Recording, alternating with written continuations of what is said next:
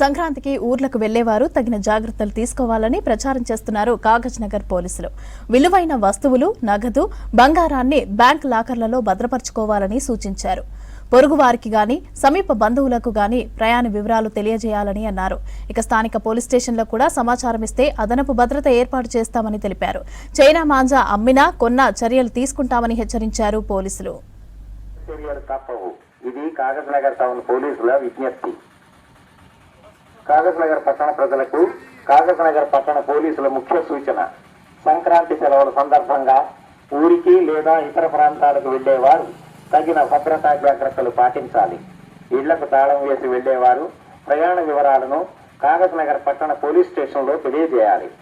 విలువైన నగదు, బంగారం ఇంట్లో ఉంచకుండా బ్యాంకు లాకర్లలో భద్రపరచాలి. పొరుగువారికి లేదా బంధువులకు మీ ప్రయాణ వివరాలు తెలియజేయాలి. అనుమానాస్పద వ్యక్తులు లేదా అనుమానాస్పద కదలికలు కనిపిస్తే వెంటనే డైల్ 100కు లేదా కాగజ్ నగర్ పట్టణ పోలీస్ స్టేషన్కు సమాచారం ఇవ్వాలి.